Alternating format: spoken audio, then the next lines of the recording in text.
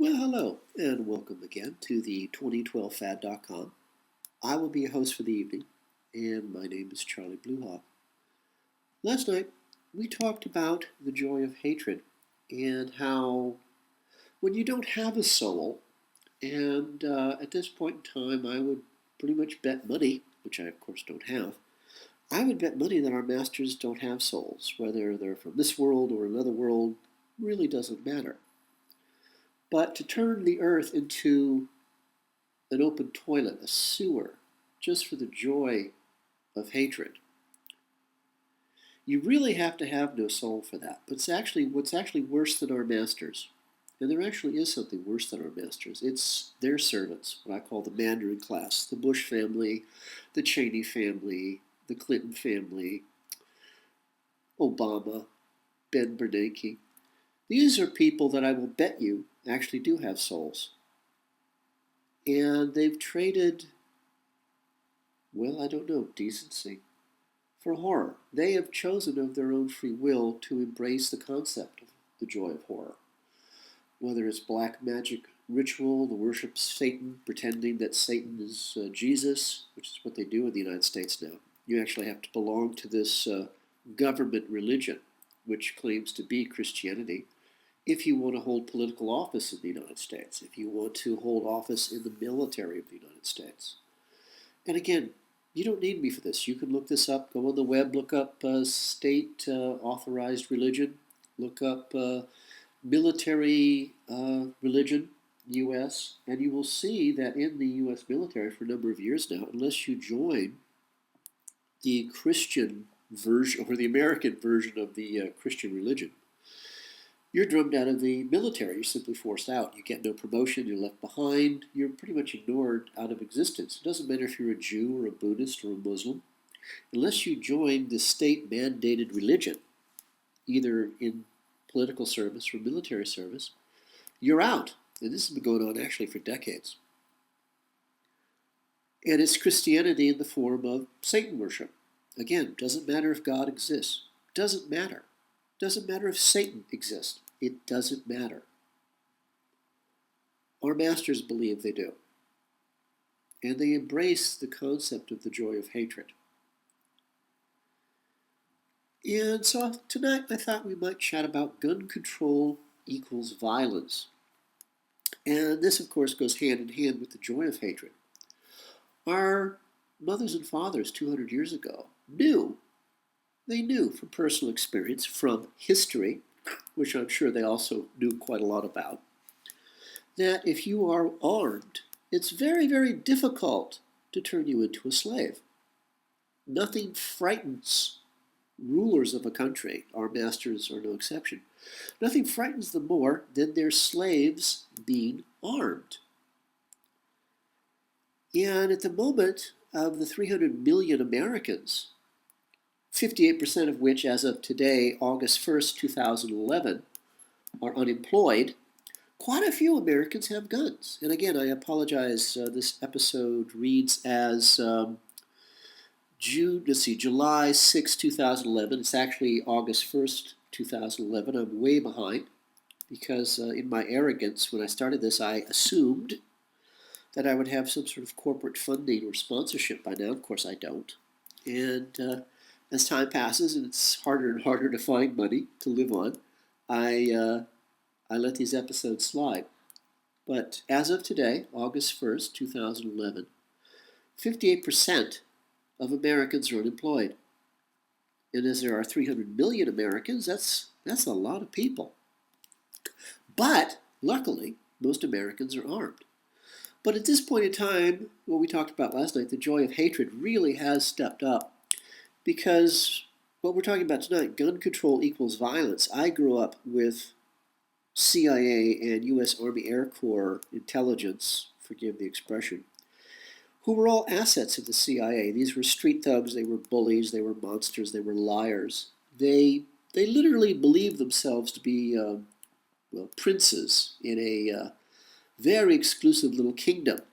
And as time passed, they were quite astonished to discover they were not members of the group. They were simply tools to be used and thrown away. They were the scum of the earth.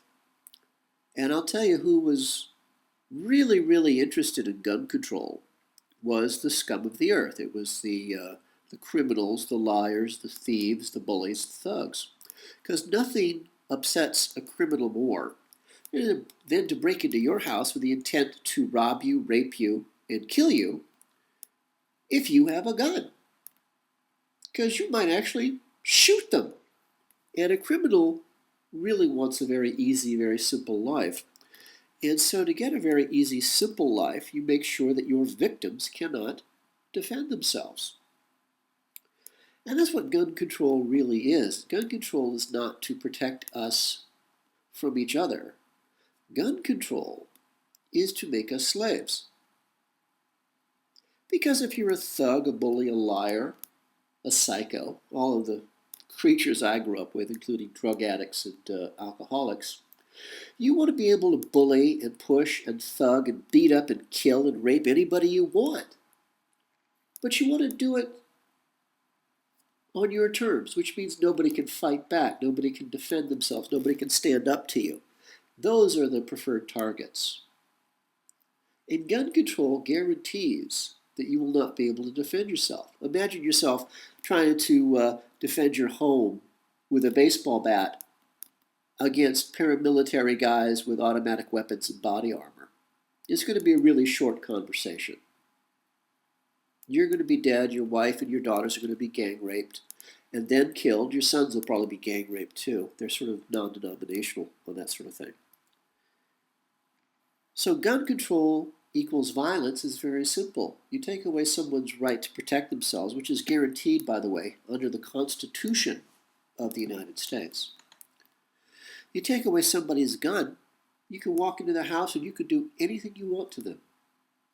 And please don't think for a moment that the mafia is different than the CIA, is different than the FBI, is different than the Jesuit order, is different from the Catholic Church, is different from the U.S. government. All of this is under the thumb of our masters. And I know it sounds like New World Order stuff or conspiracy theories. It's not. Forget about the New World Order. Forget about conspiracy. This is business. That's it. Now, the business happens to relate to the worship of Satan. Doesn't matter if Satan exists. Doesn't matter what you and I think about Satan or God or good or evil. Our masters are convinced that God exists. That's why they're at war with her. That's why they worship Satan. Doesn't matter if Satan exists or not. It doesn't matter. So you need to move beyond that. Our masters believe that Satan exists. They do things for the sheer joy, as we talked about, of hatred. Our masters at this point don't care about money. They care about power. The servants of our masters still care about money because they believe that money leads to power. They're going to be left behind with us when the event, whatever the event turns out to be, is. But I know from personal experience, and I always talk to you only about things that I know personally. I don't talk about UFOs because I've never seen one. I don't talk about little gray aliens, never seen one. Heard stories, I have no doubt they exist. Thank God I've never seen one because I know too much as it is now. I don't talk to you about Comet Elena or whatever it is because I don't know anything about it. The dead brown dwarf star I have personal experience with because I've met too many CIA current and former agents who talked about it quite freely. I've met too many Army intelligence guys and Navy intelligence guys. If you want real intelligence about the real world, talk to naval intelligence guys. They're at the very forefront of all the informational organizations, and they're actually the brightest ones. Needless to say, you won't actually find too many because they know enough not to broadcast their identities. So that's stuff I have experience with, either first or second hand. I have very personal upfront knowledge of gun control issues because I grew up with the lowest form of human life, street thugs. And they work for the CIA. They work for Army Air Corps Intelligence, CIA. They were the scum of the earth. They are the heart and the soul of the CIA. And I know for a fact that the only people who really want gun control are the criminals. And these are criminals in public office. There's a very, very ancient law, Roman law.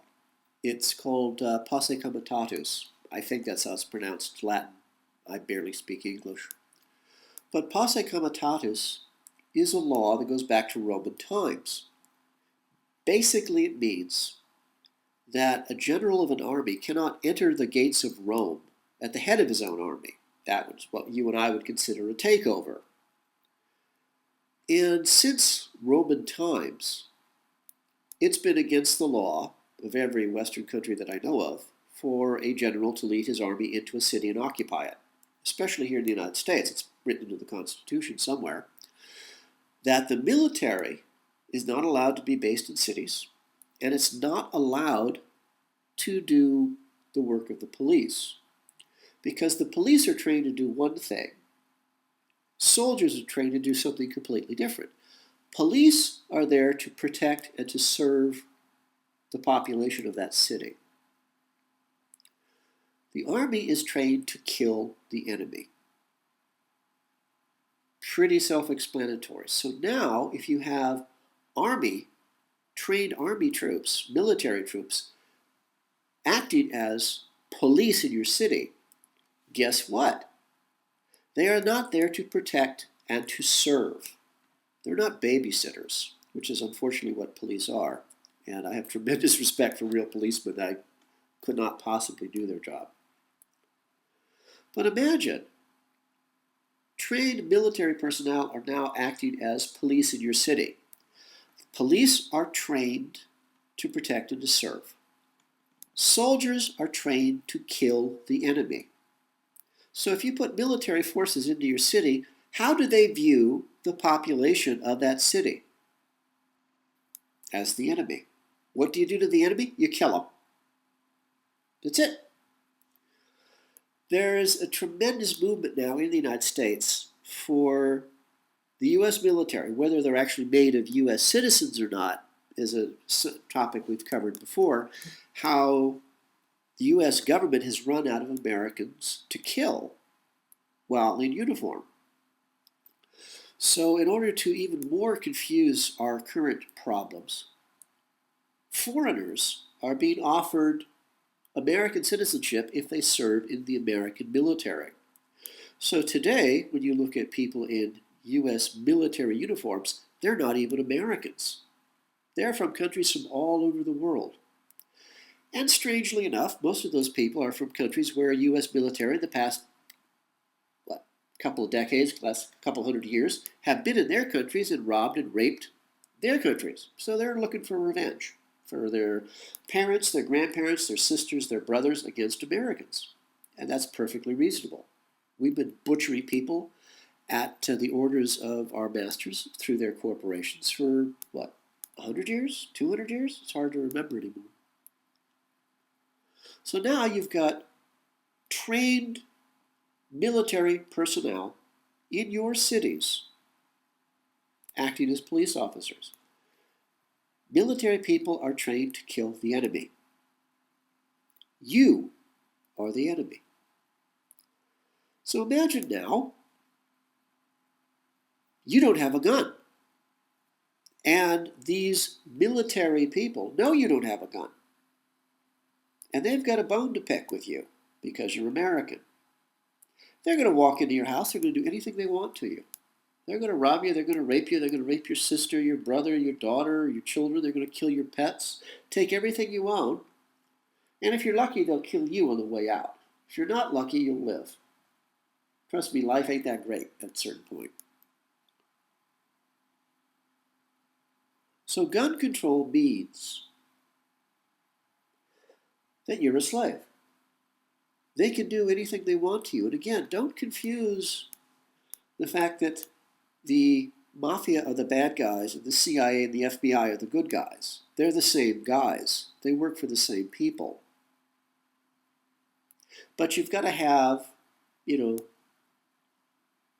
how can I say this? You have to have the illusion that there are bad guys and good guys. You pit one against the other.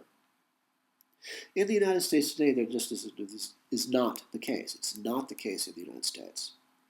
Because I grew up with these guys. I saw the handshaking and the palling around with the cops with the mafia. I saw it. I saw the CIA with old U.S. Army Air Corps guys palling around.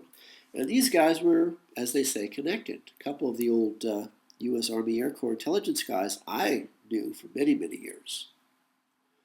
They were personal friends with multi-billionaires. Personal friends. They knew Dwight David Eisenhower on sight, President of the United States at the time, when they were, in. So these guys are connected all the way up the line. So when you see a law that says, hey, I want to put gun control in line, somebody will get shot, yeah. They will. If it was me, I'd buy a gun. I'd buy 1,000 rounds of ammunition. I'd find somebody to teach me how to use the thing, how to keep it clean, how to keep it serviced. And the last few years I lived in the United States, I slept with a loaded gun under my pillow because I was pretty much convinced when little King George V got in, the idiot, that there would be armies occupying Los Angeles. Thankfully, there weren't, but there are armies occupying Atlanta, New York, parts of Beverly Hills. And this was back in, 2004? Today, you have Army units policing Florida and finding people who are legally holding their own weapons to defend themselves, and they're being gunned down in the streets. It's up to you. There is no we, there's no they, there is I. I will make a difference. I will decide to say yes. I will decide to say no. I decided to run because I saw no hope. And unfortunately, I was right. I ran to New Zealand. What a disaster that was for 3 years. I ran again because I knew there was no hope. It was very blatant, and there was no attempt to conceal it. It's up to you. You have to decide. You have to make the decision. Walk down that road. Make your choice which road you're going to follow. No one's going to do it for you. I guarantee it. Nobody. There's a toast, a blessing, a greeting from a very old culture, long gone. They gave us our laws from theirs, the Brehon laws, Brehon, if you could even find them anymore. They talked about rights and justice and fairness and the equality of everyone under the law, from the king down to the guy who mucked out the stables. Everyone had rights. We've forgotten that. Or we just don't care. But I share it with you. May you live as long as you wish. May you love as long as you live.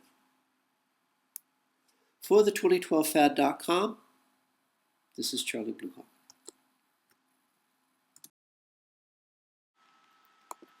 The 2012 Fad is brought to you by Coffee and Blood, Love Letters Between the Dead, a series of 5 erotica horror novels about a fallen angel finding his way back to regain his own soul, and how the CIA war against the human race. Their black magic captures and traps him in the body of a mind-controlled slave designed to hunt down and to kill their god, their Satan.